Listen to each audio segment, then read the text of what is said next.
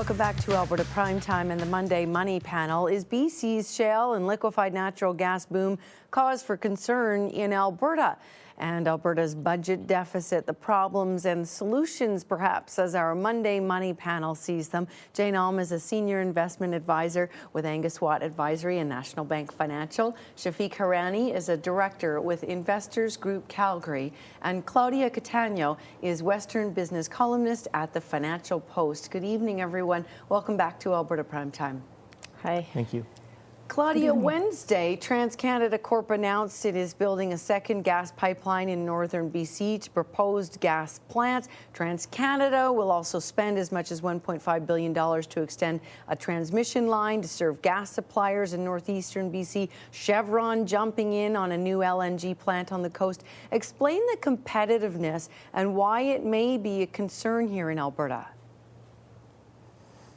Well, for sure, the whole natural gas LNG strategy is hot, and it's centered in British Columbia. So the big gas reserves are, for the most part, located in northeast BC.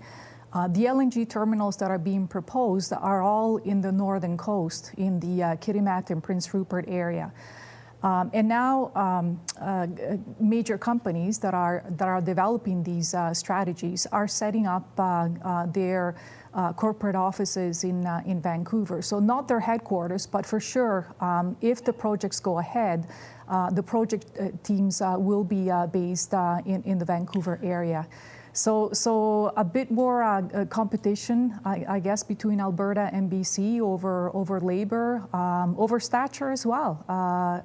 If those corporate offices in Vancouver expand, Vancouver will become a more prominent energy capital.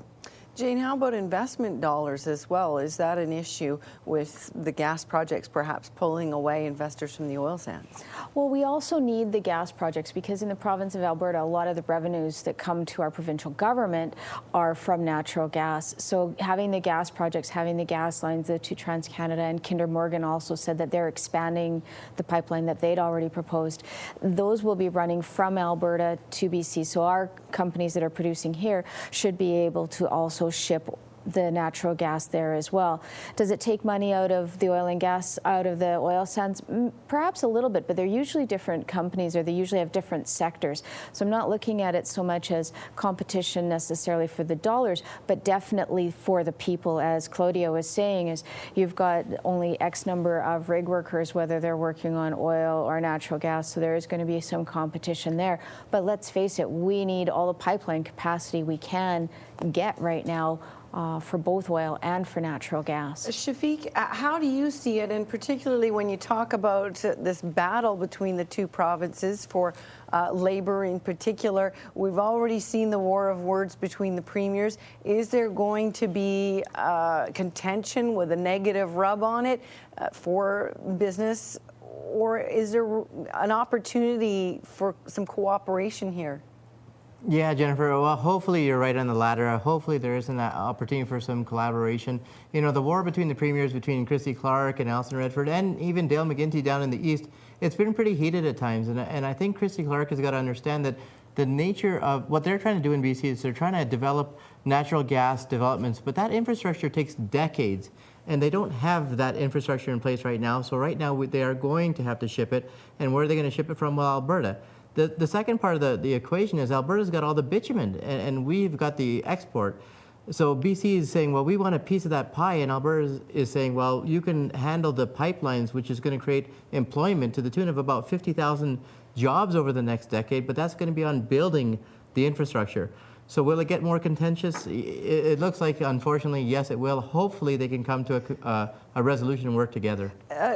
Claudia, speak specifically for natural gas producers and companies here in Alberta. What does the BC shale and LNG boom mean for them specifically?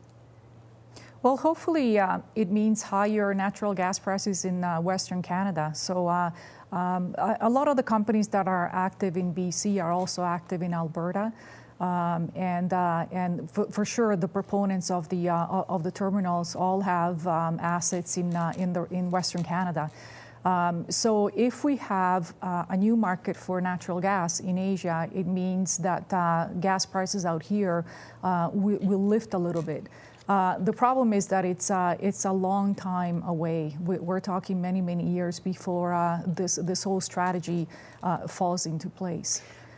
Let's talk a little bit, too, about the offices that might be popping up in Vancouver. Jane, is that maybe a good idea? Edmonton, Calgary, Vancouver, sort of a Western Canadian hub, or as Claudia sort of leaned towards, could it be a negative for Alberta? Well, I think it has a potential of pulling people out of Alberta, taking those people to BC.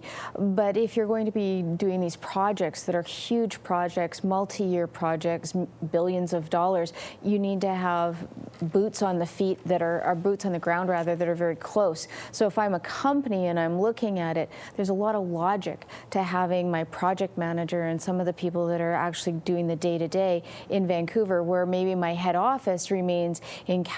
So ultimate coordination, where it's being coordinated with other projects, comes through Calgary, but that specific project is managed out of Vancouver. Claudia, let's turn to what else you are following, the Idle No More movement.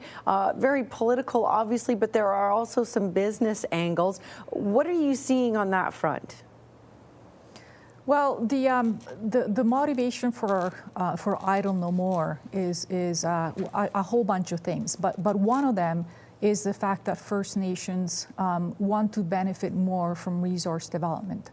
And so you're hearing more and more the call for revenue sharing on energy projects, on resource projects. And so what that means is that First Nations feel entitled to have a piece of the revenue coming from these big developments, because a lot of them, especially in British Columbia, but also in Alberta, feel that they're just not benefiting enough from these big projects, but they're stuck with the consequences, that is the environmental aspects. We have seen small cases of revenue sharing. For example, some oil projects do a little bit of that, but it's on the table. The Prime Minister has left the door open to discussions about revenue sharing. It's probably going to be very controversial with resource developers, and particularly because they see it as another tax that will go to First Nations and increase their costs. We'll find out what's on the radar of our other guests this week. And also next up, advice for Alberta's Minister of Finance and Minister of Energy. The two will be in our studio tomorrow. Tonight, though, some thoughts from our Monday Money panel for them on how they would solve Alberta's budget deficit and issues such as the world discount on Alberta oil.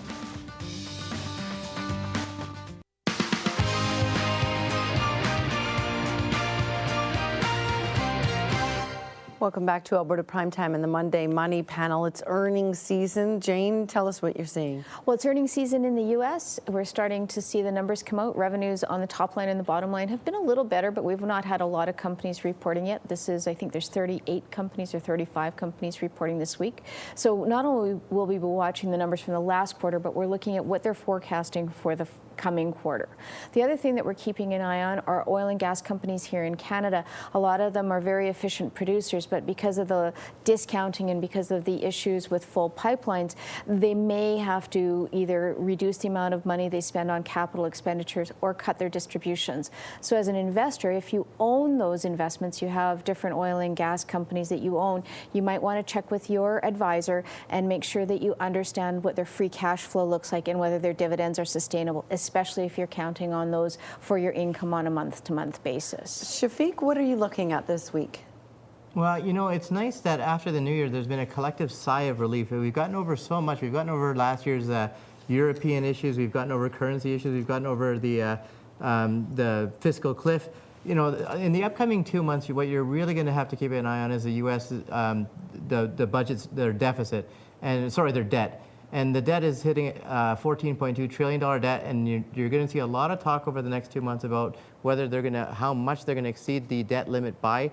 And President Obama was talking about it today. We're hoping they get this resolved by February the 1st to March the 1st, and we're looking for an increase of maybe up to $16 to $17 trillion in debt. And how does that affect us in Alberta? just the markets playing with our investments?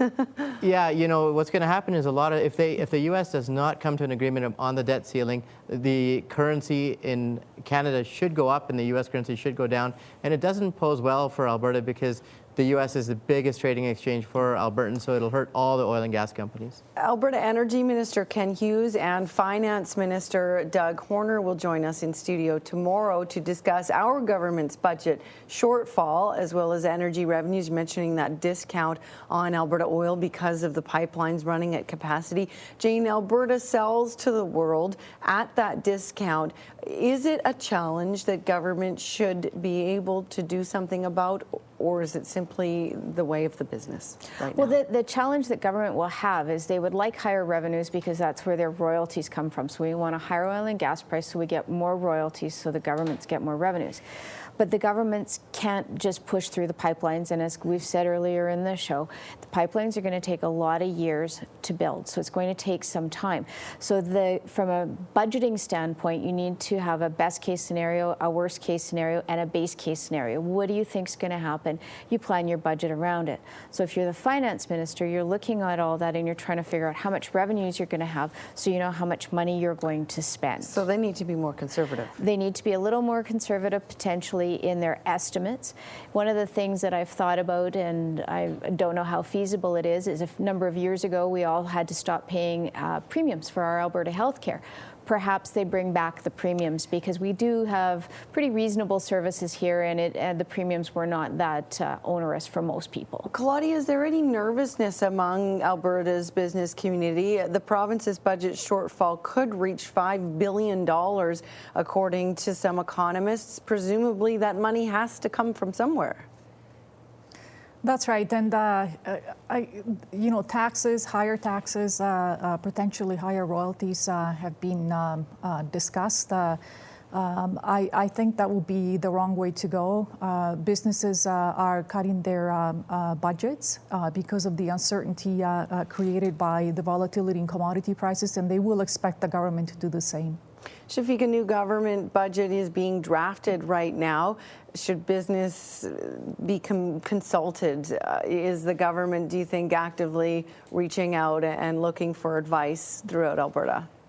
You know, they are. You know, you got the right two people on the show tomorrow, and that's a really good question. And I like Jane's idea of having three separate, worst case, good case, bad case scenario. But if you have to look at the budget brings in about $40.3 billion, and they spend $41.8 billion. So it's really disappointing that they're running a deficit with a $90 price of oil. And, you asked where the money is going to come from. Right now, we have a $3.5 billion sustainability fund, and if they're running a $1 billion deficit, last year, that'll be eaten up in 3 years. Yeah. So the spending has to cut. Yeah. That's the advice from our Monday Money panel. Thank you. Jane Alm was a senior investment advisor with Angus Watt Advisory and National Bank Financial. Shafiq Harani is a director with Investors Group Calgary. And Claudia Catano is Western business columnist at the Financial Post.